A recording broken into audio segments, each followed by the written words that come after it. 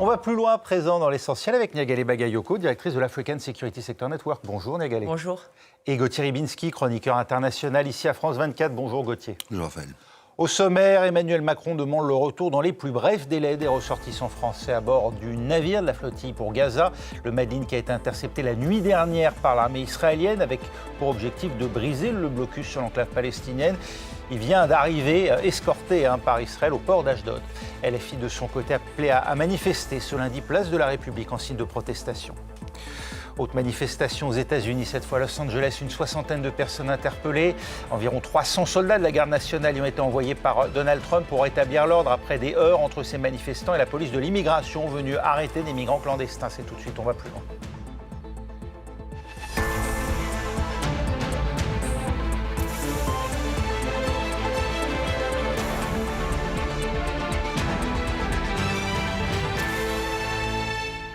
La méfiance est désormais la règle envers les étrangers aux États-Unis. Il y a d'abord ceux originaires de près d'une vingtaine de pays, désormais interdits ou en grande partie empêchés de se rendre sur le territoire américain. Le travel ban est entré en vigueur la nuit dernière. Et puis il y a tous ceux qui vivent aux États-Unis en situation irrégulière et menacés d'expulsion par l'intervention parfois musclée de la police aux frontières. C'est pour s'opposer à ces actions coup de poing menées en masse depuis le retour de Donald Trump à la Maison-Blanche que les manifestants se sont affrontés durant le week-end à la garde nationale que Donald Trump a déployée en Californie. Alexandra Carini. Voitures brûlées, pluie de gaz lacrymogène, de balles en caoutchouc et arrestations en nombre. Malgré la mobilisation de la garde nationale, Los Angeles s'est de nouveau embrasé. Vous nous avez dit de venir ici pour avoir des opportunités. Nous sommes venus et maintenant il faudrait partir. Quand je faisais partie de la classe ouvrière, vous m'aimiez tous, n'est-ce pas? Mais maintenant que nous sommes trop nombreux, c'est un problème. Dans cette ville où réside une importante population hispanique, des habitants se mobilisent contre la politique migratoire de Donald Trump depuis vendredi dernier. Un vent de révolte que le président entend mater par la force.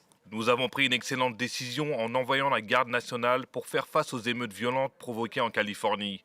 Si nous ne l'avions pas fait, Los Angeles aurait été complètement détruite. La Maison-Blanche a annoncé déployer 2000 membres de la garde nationale contre l'avis du gouverneur de Californie. J'ai officiellement demandé à l'administration Trump d'annuler son déploiement illégal de troupes. Nous n'avions pas de problème avant que Trump ne s'en mêle. Il s'agit d'une grave atteinte à la souveraineté de l'État qui attise les tensions. Annulez l'ordre, rendez le contrôle à la Californie. Gavin Newsom appelle les manifestants à rester pacifiques et à ne pas céder à ce qu'il nomme un piège tendu par Donald Trump. Un appel partagé par d'autres gouverneurs démocrates qui dénoncent un abus de pouvoir du président américain et l'accusent de vouloir envenimer la situation pour discréditer la cause des manifestants. On va faire le point sur la situation avec vous, Déborah Laurent, à Los Angeles, pour France 24. Comment réagissent les autorités locales à l'intervention de la garde nationale ? Alors là, on voit que tout est en place. La police est prête pour les prochaines manifestations. Et les autorités locales, elles ne sont pas contentes parce qu'elles n'ont pas appelé cette garde nationale. Et normalement, c'est comme ça que ça se passe. C'est l'État californien qui aurait dû décider de faire appel à la garde nationale et donc de demander à Donald Trump. Et là, en fait, Donald Trump est passé outre toutes les habitudes finalement mises en place. Et il a décidé d'envoyer la garde nationale alors que la Californie répétait que ce n'était pas nécessaire et que ça ne ferait que mettre de l'huile sur le feu. Et c'est exactement ce qui s'est passé. Elles avaient la situation sous contrôle, ces autorités locales, avant l'intervention de la garde nationale ? Alors oui, évidemment, il y avait beaucoup de manifestants, mais globalement, c'était très pacifique. Il y a évidemment, comme toujours dans les manifestations, des gens qui se font remarquer, qui sont plus violents et qui dégradent les bâtiments publics. Et donc oui, évidemment, il y avait ce qu'on appelle des casseurs, mais c'était complètement sous contrôle par rapport à certaines manifestations qu'on peut connaître en Europe. C'était vraiment pas grand-chose et ils n'ont pas cessé de le répéter sur les réseaux sociaux. Karen Bass, la maire de la ville, et Gavin Newsom, le gouverneur de Californie, n'ont pas arrêté de faire des appels au calme. La police a même félicité les manifestants parce qu'ils s'étaient bien tenus, justement. Et malgré tout, Trump a envoyé la garde nationale. Et donc, forcément, c'est là que ça a commencé à dégénérer. Et là, actuellement, Gavin Newsom continue à répéter que ce n'était pas nécessaire et continue à demander aux gens de rester calmes parce que sinon, ils vont fournir finalement à Donald Trump ce qu'il espère, c'est-à-dire des images de violence, des images de casse. Et donc, du coup, en profiter pour après augmenter encore plus sa réputation répression. Donc là, on sent quand même qu'il y a un bras de fer qui est en train, qui est sur la table entre Gavin Newsom et Donald Trump. Gavin Newsom vient d'ailleurs d'annoncer qu'il comptait poursuivre Donald Trump pour avoir passé outre toutes les habitudes et avoir envoyé la garde nationale. Et Donald Trump vient quand même d'annoncer que si ça ne tenait qu'à lui, il enfermerait, il arrêterait Gavin Newsom et le mettrait en prison, ce qui est complètement, évidemment, du jamais vu aux États-Unis. Merci Déborah Laurent, correspondante pour France 24 à Los Angeles. Et donc, vous venez de l'entendre, Gavin Newsom, le gouverneur de l'État de Californie, va donc porter plainte contre l'État fédéral pour avoir envoyé la garde nationale sans qu'il n'en ait lui-même fait la demande.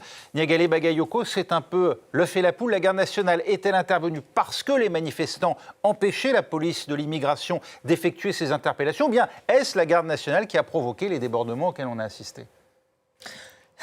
Finalement, les deux camps se renvoient la responsabilité. Les deux camps se renvoient cette responsabilité. Mais ce qui est important de souligner, à mon avis, c'est le fait que Donald Trump, cette fois-ci, est totalement dans le respect du droit qui prévaut. Il a le droit de déployer la garde nationale, c'est-à-dire de la mobiliser à titre fédéral, même si la pratique en général est plutôt celle qui consiste à consulter les gouverneurs. Et c'est à ce titre-là que David Newsom lui reproche quelque chose. La montée de tension à laquelle on assiste, elle renvoie, à mon avis, plus largement, non pas au seul déploiement de la garde nationale, mais à l'opposition de ces deux camps de manière symbolique, parce que utiliser la garde nationale sur prérogative, sur memento présidentiel, ça s'est produit très rarement aux États-Unis et dans des cas extrêmes. D'abord, au début, dans le courant des années 50, à Little Rock notamment, quand la garde nationale a été mobilisée pour escorter... En Arkansas. En Arkansas, exactement, pour escorter les élèves noirs, pour mettre un terme à la ségrégation et leur permettre de rejoindre les établissements scolaires. Ensuite, en 1992, lors des émeutes, à l'issue du jugement ayant acquitté les policiers blancs impliqués dans le passage à tabac de Rodney King, et donc cette fois-ci, les autres fois, les gouverneurs avaient été impliqués, notamment après les émeutes concernant la mort de George Floyd. Et aussi, d'ailleurs, à l'inverse, lors des émeutes du Capitole, Donald Trump s'était opposé au déploiement de la garde nationale, qu'il avait été sur prérogative du gouverneur. Donc on voit très bien là que ce sont des interprétations du droit, mais qui, à mon avis, sont le reflet des risques de guerre civile qui, moi, j'en suis convaincue, guettent les États-Unis en réalité. Ce faisant, Gauthier Rybinski, Gavin Newsom a raison d'accuser Donald Trump d'opportunisme, d'une certaine manière, d'avoir provoqué cette crise de toutes pièces à des fins politiques, ou dans le but d'en tirer un bénéfice politique ? Pour Donald Trump, ce qu'on appelle ces îlots, ces sanctuaires ou ces îlots de résistance. Oui, parce qu'il accuse ces villes démocrates d'être des villes sanctuaires dans lesquelles finalement la police de l'immigration ne peut pas interpeller comme elle le souhaite les migrants, protégés qu'ils seraient par le pouvoir local, démocrate. Exactement. Donc le problème pour Donald Trump, c'est que ce type de villes, d'abord, généralement, en tout cas en Californie, ce sont des villes importantes, et qu'en plus de cela, si les choses, si les choses se passent bien, je dis bien avec un certain nombre de guillemets, mais à l'intérieur de ces villes, c'est un contre-modèle qu'offrent ces villes à l'action de Donald Trump. Quand il y a, par exemple, à l'entrée, je ne sais plus si c'était Los Angeles ou une autre, ici, bienvenue aux migrants, etc., et que par la suite, vous apercevez que, alors, avec tous les arrangements avec la loi ou la décence pour ces migrants, mais le fait qu'ils trouvent du boulot, même s'ils sont toujours illégaux, si les choses se passent à peu près bien, vous aurez bien sûr des démocrates pour dire « Mais qu'est-ce que vous venez chercher comme poux dans la tête à ces villes et à ces gens, alors que voilà, nous sommes dans la tradition américaine d'accueil qui fait que peu ou prou, évidemment, au départ, on est peut-être dans l'illégalité, mais qu'ensuite les choses s'arrangent. » Donc, pour Trump, cette façon de combattre, sa façon de combattre l'immigration, c'est précisément de montrer à tout point qu'elle est génératrice de troubles, de chaos, et vous savez que je pense à un autre mot. Et pour ça, c'est important pour lui de prouver que ces choses-là sont forcément génératrices de troubles. Et en plus de ça, quelle aubaine par rapport à Newsom, le gouverneur de Californie. Californie qui est de toute manière considérée comme... j'allais dire presque le Sodome et Gomorrhe des États-Unis, c'est-à-dire pour un républicain comme Trump, c'est l'État des libéraux, c'est-à-dire des gauchistes, c'est-à-dire les homosexuels, les droits des femmes, etc., etc. Donc là, il y a un enjeu très fort dans lequel s'engouffrer. Je crois, alors pour aller plus loin que ce que vous disiez, il me semble qu'il y a l'acte de 1807 sur lequel Trump se fonde pour intervenir. Oui, mais il me semble bien que... sur le territoire des États-Unis contre des civils américains. Contre les civils américains. Mais parce que c'est l'armée et la garde nationale. Voilà. Donc il me semble bien que pour cela, il faut qu'il puisse, non pas prouver, mais enfin qu'il y ait une impossibilité totale pour le fédéral de faire régner la loi. Ce qui, évidemment, n'est pas le cas ici. Oui, si tant est que la police de l'immigration n'est pas en première intention tenté de faire régner l'ordre, et ne pouvant le faire, Donald Trump invoque donc effectivement cet article de 1807. Problème, un sondage CBS News avec l'Institut YouGov révèle que 54% des sondés américains soutiennent cette campagne d'expulsion menée par l'administration Trump. Alors, ce n'est qu'un sondage, évidemment, mais n'est-on pas en train de rejouer côté démocrate les émeutes Black Lives Matter qui avaient suivi la mort de George Floyd, à la fois point de ralliement à gauche, mais aussi dont les images de violence avaient décidé nombre d'électeurs modérés à voter Trump.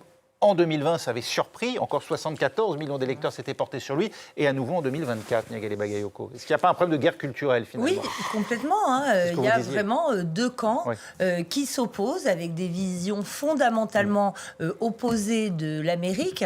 Mais là où les démocrates sont, à mon avis, en difficulté, c'est parce qu'ils communautarisent beaucoup, ou en tout cas, ils rattachent tout leur argumentaire aux droits des minorités plutôt qu'à celui de la majorité. Et c'est, à mon avis, ce qui a permis à Donald Trump de gagner. C'est-à-dire que, quelle que soit la minorité à laquelle on appartient, quand on est américain, on est sensible à son pouvoir d'achat, au risque de déclassement, etc., qui, à mon avis, est placé au-dessus de l'appartenance identitaire. C'est quelque chose que les démocrates soit n'ont pas compris, soit ne veulent pas investir en termes programmatiques. Et ce qui se passe aujourd'hui prouve qu'ils cherchent encore à se présenter comme les défenseurs de ceux qui sont considérés comme étant en marge ou comme étant des exclus dans la société américaine, y compris de manière illégale d'ailleurs, puisque c'est aussi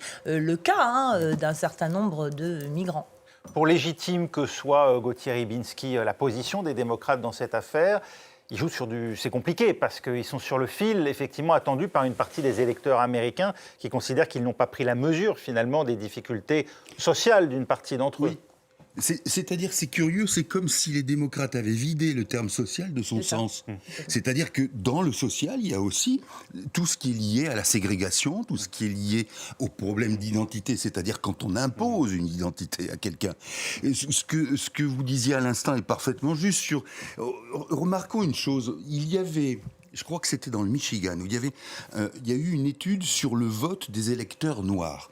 Et beaucoup d'électeurs noirs se sont emportés sur Trump, non pas parce qu'ils adhéraient au programme conservateur et parfois franchement raciste ou racialiste, simplement parce qu'ils avaient peur que, avec cette frange du Parti démocrate, et notamment la frange wokiste, on les coince dans une niche en disant, voilà, toi tu es le noir qui doit souffrir, parce que c'est comme ça qu'on fera avancer le mouvement. Et donc, ces électeurs-là se sont dit, mais attendez, moi j'ai fait tout ce qu'il fallait justement pour m'en sortir, j'ai pas du tout envie qu'on me remène en arrière. Donc c'est ça, c'est que le terme de social a été vidé en partie par les démocrates de sa richesse et de son épaisseur. Maintenant, vous disiez tout à l'heure quelque chose qui doit aussi nous faire réfléchir. Vous disiez qu'un certain nombre d'électeurs s'étaient reportés sur Trump. Écoutez, quand on peut basculer d'un vote démocrate à Trump, Qu'on n'a pas beaucoup de c'est que conviction. là, Oui. bon, que vous me disiez, par exemple, on a basculé entre Jimmy Carter ou McCain, là, il y a... Trump a surfé sur ce prétendu laxisme fait. sécuritaire des démocrates. Laxisme sécuritaire, est-ce que c'était en même temps, est-ce que c'est vraiment un laxisme sécuritaire ou une forme d'aberration identitaire? Moi, je crois que c'est plutôt ça le fond, et qu'il y a bien sûr des gens qui se sont retrouvés, comme on dit, assignés et qui ne voulaient pas l'être, mais quand même, le fait de basculer de l'un à l'autre, ça en dit quand même un bon gros morceau sur une incertitude politique dans le positionnement qu'on peut avoir, qui en général est quand même, enfin en tout cas ne permet pas des grands écarts pareils. En donnant en tout cas l'armée face à la situation actuelle, qui ne mérite de toute évidence pas qu'on recourt, en tout cas à des forces militaires sur le territoire américain contre des Américains, ou ceux qui prétendent en tout cas défendre, des Américains qui prétendent défendre des migrants clandestins. Vous le dites, il y a là des germes de guerre civile, Niagale Bagayoko. Donald Trump jette les bases de ce qui pourrait demain être un affrontement entre Américains. Moi, je ne suis pas sûre que ce soit seulement Donald Trump. Moi, j'ai le sentiment qu'on est aux États-Unis face à une société totalement polarisée, au sein de laquelle le dialogue est en train de devenir impossible. On l'a beaucoup constaté lors de la dernière campagne, où on entendait dire qu'il était impossible au sein même des familles de discuter de divergences politiques. Il ne faut pas oublier qu'on est quand même aussi dans un pays surarmé. Le droit à posséder une arme et le droit de légitime défense est constitutionnalisé et ô combien. Il y a, je trouve, des deux côtés, cette tendance à la cancel culture. On l'a beaucoup reproché au wokisme, à raison, et on s'aperçoit que c'est exactement le même type de méthode à laquelle recourent les républicains trumpistes. Donc, on n'est évidemment pas aujourd'hui à Los Angeles face à une guerre civile en train de naître, mais à mon avis, si la polarisation se poursuit, on voit mal comment ça ne serait pas le cas. Quand les urnes ne pourront plus trancher, moi, il ne me paraît pas exclu à moyen terme qu'en effet, ce soit le recours aux armes qui permettent ou qui, pour certains, apparaissent comme le moyen de trancher les différends. Gauthier Rybinski, dans un pays effectivement où les partis, en tout cas l'un d'entre eux, contestent d'ores et déjà le processus électoral lorsqu'il ne lui est pas favorable, où l'on est sur des vérités alternatives et où aujourd'hui effectivement on voit même une présence de l'armée dans certaines villes pour appliquer une politique au détriment d'une partie de la population, quand bien même elle serait minoritaire. Est-ce qu'on a là effectivement les ferments d'une guerre civile? Oui, on a les ferments, d'autant que... Ce que disait par exemple Trump, vous vous souvenez, quand il avait laissé entendre que, après tout, bien que la Constitution lui interdisait le fait de se présenter une troisième fois, on pourrait l'envisager. Souvenez-vous aussi de cette formule sibylline où il avait dit, c'est peut-être la dernière fois que vous votez. On n'en a plus besoin. Plus besoin. Et plus besoin, c'est quoi? C'est ça, c'est mettre à bas la Constitution et... C'est classique, mais pour se présenter comme étant l'homme du bien, il faut qu'à côté, ça soit le chaos. Ouais. Donc qu'il y ait cette volonté-là, qu'il y ait aussi au niveau de tous ces groupuscules dont on parle moins, mais qui sont toujours actifs, et notamment au niveau des comtés, par exemple, groupuscules d'extrême droite, qui eux font leur boulot. Le boulot de Trump, au fond, mais à un échelon très petit. Ceux-là aussi sont intéressés, au fond, à une sorte de bascule qui verrait la Constitution des États-Unis subvertie. Pardonnez-moi, mais est-ce qu'il n'y a pas une gigantesque contradiction quand même pour ces mouvements et ce parti dont certains peut-être se reconnaissaient dans le combat d'un Timothy McVeigh dans les années 90, à donner aujourd'hui l'État fédéral contre les États précisément? Est-ce qu'il n'y a pas là un reniement de ce que sont les États-Unis, c'est-à-dire un pays, une constellation d'États et non pas un État fédéral tout-puissant? Juste, pardon, c'est quand même contre la Californie. C'est la Californie que je décrivais tout à l'heure. Absolument. Oui, parce qu'il y a cette extrême droite qui a ces fortes tendances séparatistes au niveau du local. Mais pour pousser la réflexion jusqu'au bout de ce que vous suggérez là, il est possible que structurellement, on assiste à une redéfinition de l'organisation des pouvoirs au sein des États-Unis, voire au sein du monde. Il y a un grand nombre de libertariens qui considèrent aussi qu'il faut que se créent des enclaves qui échappent à toute gestion issue des urnes, soient gouvernées de manière technocratique et de manière limitée et bunkérisée en réalité d'un point de vue sécuritaire. Donc oui, moi je pense qu'on parle aujourd'hui de bouleversement fondamental de l'ordre international en se référant souvent quand même à des modèles assez classiques, retour à la guerre froide, etc. Moi je crains qu'on ne soit dans quelque chose de différent avec en effet un combat entre le local et le national, et peut-être partout, et pas seulement aux États-Unis. Et du libertarisme à l'anarchisme et à l'autoritarisme, il n'y a parfois qu'un pas. On manifeste ce lundi, place de la République à Paris, rassemblement à l'appel de la France Insoumise, le parti de gauche qui dénonce l'arraisonnement par la marine israélienne du navire le Madeleine, qui entendait briser le blocus de Gaza, avec à son bord 12 personnalités, dont sa députée européenne, LFI, Rima Hassan, ainsi que la militante de l'environnement Greta Thunberg. Les images commentées par Nicolas Chamontin et Marc Pope. La caméra du Madeleine a capté le moment où le bateau a été arraisonné par la marine israélienne. Les membres de l'équipage, gilets de sauvetage autour du cou, mettent leurs mains en l'air. Sur ces images diffusées par la diplomatie israélienne, des soldats donnent des vivres aux activistes. Une interception saluée par le ministre de la Défense. Je félicite l'armée israélienne pour avoir rapidement et en toute sécurité pris le contrôle de la flottille Madeleine, l'empêchant ainsi de briser le blocus et d'atteindre les côtes de Gaza. J'ai donné pour instruction que les vidéos horribles du massacre du 7 octobre soient montrées à l'équipage. Drapeau palestinien en étendard, le Madeleine était parti de Sicile le 1er juin. À son bord, 12 militants, dont Greta Thunberg et l'eurodéputé Rima Hassan. Objectif, livrer de l'aide humanitaire dans la bande de Gaza, soumise à un blocus par l'État hébreu. Ce dernier n'a pas précisé où il avait appréhendé le voilier. La coalition de la flottille pour la liberté, à l'origine de l'expédition, assure que l'arraisonnement a été réalisé dans les eaux internationales et donc de façon illégale. Paris se contente de demander le retour de ses ressortissants. Je souhaite en tout cas qu'ils puissent rentrer au plus vite sur le territoire national et les agents de notre poste sur place sont pleinement mobilisés pour exercer leur mission, la mission de protection consulaire vis-à-vis de tous nos ressortissants et en particulier de ces 6 ressortissants-là. Pays de Greta Thunberg, la Suède dit suivre la situation de près. Israël fait face à une condamnation internationale croissante en raison de la crise humanitaire à Gaza. Les Nations Unies avertissent que la population entière, soit plus de 2 millions d'habitants, est menacée de famine.